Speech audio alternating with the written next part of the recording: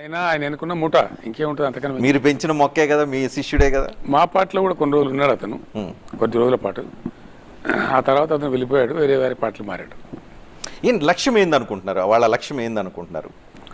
నాకు తెలిసి ఒక అజ్ఞాన అహంకారపూరితమైనటువంటి పద్ధతిలో వాళ్ళు వ్యవహారం చేస్తున్నారండి. ఎందుకంటే కేసీఆర్ ఆనవాళ్ళు లేకుండా చెరిపేస్తాం, ఇది ముఖ్యమంత్రి శాసనసభలో మాట్లాడినమాట. ఇది పాసిబుల్ అండి? Is it possible? అసలు ఆ ఆలోచన ఎంత వికృతమైనటువంటిదండి.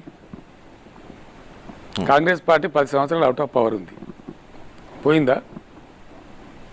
ఎవరి టైం కోసం వాళ్ళు వెయిట్ చేస్తూ ఉంటారు. వాళ్ళ టర్న్ వస్తుంది డెఫినెట్గా. ప్రజల్లో మార్పు వచ్చినప్పుడు, ప్రజల ఆలోచన సరళిని వీళ్ళు మార్చగలిగినప్పుడు డెఫినెట్ జరుగుతుంది. కానీ కృత్రిమంగా వికృతంగా చేసేటువంటి ఆరోపణలు కానీ ఇటువంటి ప్రయత్నాలు కానీ బెడిసి కొడతాయండి. ఎప్పుడు చరిత్రలో ఎప్పుడు కూడా సక్సెస్ కావు.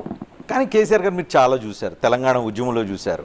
ఆంధ్ర పాలకుల నుంచి కావచ్చు, అప్పుడు ఆంధ్ర పెట్టుబడిదారుల నుంచి కావచ్చు, తెలంగాణ ఉద్యమం కావచ్చు, కేసీఆర్ మీద కావచ్చు, విపరీతమైన దాడి జరిగింది. ఇప్పుడు కంటే ఎక్కువ చాలా పెద్ద దాడి జరిగింది.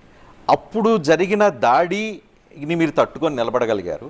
ఇప్పుడు కాంగ్రెస్ లేకపోతే కాంగ్రెస్ ఇప్పుడు ఉన్న ముఖ్యమంత్రి చేసే దాడిని తట్టుకోలేని పరిస్థితి కనిపిస్తుంది.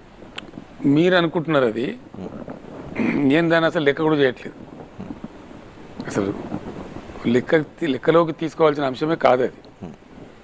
ఇందిరాగాంధీ గారు ఇందిరా అంటే ఇండియా, ఇండియా అంటే ఇందిరా అనేంత ఎత్తుకు ఎదిగి ఆ పేరు తెచ్చుకొని ఆమె కూడా అట్లనే అహంకారానికి పోయి ఎమర్జెన్సీ విధించి ఎక్కడ ఎవరిని కూడా లేకుండా చేస్తా అని చెప్పి ఎమర్జెన్సీ విధించారు. తర్వాత ఏమైందండి? అంత పెద్ద శక్తి కేంద్ర ప్రభుత్వం అవన్నీ ఉండి ప్రధానమంత్రి హోదాలన్న వ్యక్తి చేయలేకపోయింది, ఎవరు నిర్మూలించలేకపోయింది. ఒక భావజాలం అనేది పుట్టితే జనతా పార్టీ జైలులో నుంచి పుట్టిందండి. జస్ట్ జైలులో నుంచి పుట్టి 40, 50, 60, 70 రోజుల్లో కేంద్ర ప్రభుత్వాన్ని చేపట్టింది. కాబట్టి అట్లా అనుకోవడానికి వీలు లేదు, అసలు ఆ సందర్భం లేదు, ఆ పరిస్థితి లేదు. కేసీఆర్ డెఫినెట్లీ ఒక ఇన్స్టిట్యూషన్ అండి, ఈజ్ నాట్ ఎ పర్సన్. నేను శూన్యంలో నుంచి సునామీ సృష్టించి అసలు ఆశోపహాతులై దిక్కుతోచని పరిస్థితిలో ఏం చేద్దామి, మా బతుకులు ఇంతేనా అనే పరిస్థితిలో ఉన్నటువంటి తెలంగాణ ప్రజల కోసం నేను స్వయంగా ఒక పార్టీ స్థాపించి ఆ పార్టీని ఒక మహా సుడిగాలిగా మహోధృతమైనటువంటి ఉద్యమ రూపంలో దాన్ని నడిపి నేను అనుకున్న లక్ష్యాన్ని సాధించాను.